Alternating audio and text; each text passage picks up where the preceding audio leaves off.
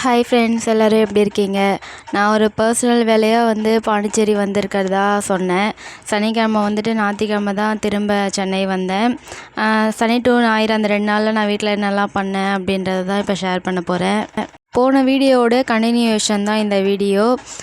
போன வீடியோவிலே வீடு ரொம்ப மோசமாக இருந்தது, எல்லாத்தையும் க்ளீன் பண்ணியிருந்தேன் அப்படின்னு சொல்லியிருந்தேன். இது எல்லாமே க்ளீன் பண்ணுறதுக்கே எனக்கு ஈவினிங் ஒரு 6 மணி பக்கம் ஆகிடுச்சி. ஒரு நாள் வீட்டுக்கு போனாலும் எப்படா வீட்டிலே இருப்போம் அப்படின்ற மாதிரி இருந்தது.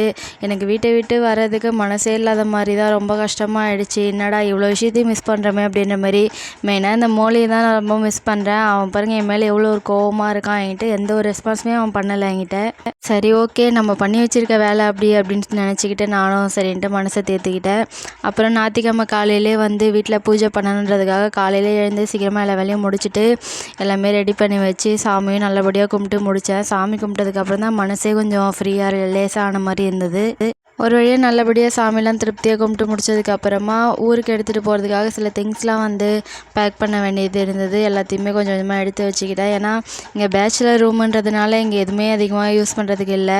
அதனால் வீட்டுக்கு வந்தப்போ சரி எடுத்துகிட்டு போகலாம் அப்படின்னு சொல்லிட்டு தான் எடுத்துகிட்டு வந்தேன். படைச்ச வீட்டிலேருந்து எதுவும் எடுத்துகிட்டு போகக்கூடாது சொல்லுவாங்க. அப்புறம் வேறு வழி இல்லைன்றதுனால எடுத்துகிட்டு வந்துட்டேன் நானும். சண்டே ஈவினிங் ஒரு 4 மணி போல் தான் பாண்டிச்சேரியிலேருந்து சென்னை கிளம்புனேன். அப்போ எனக்கு ஸ்நாக்ஸ் வாங்கி கொடுத்தா நான் சாப்பிட்டா தான் நான் ஊருக்கே போகணுன்னு சொல்லிட்டு முடிச்சு சாப்பிட்டு தான் பஸ் ஏறினேன். அப்புறம்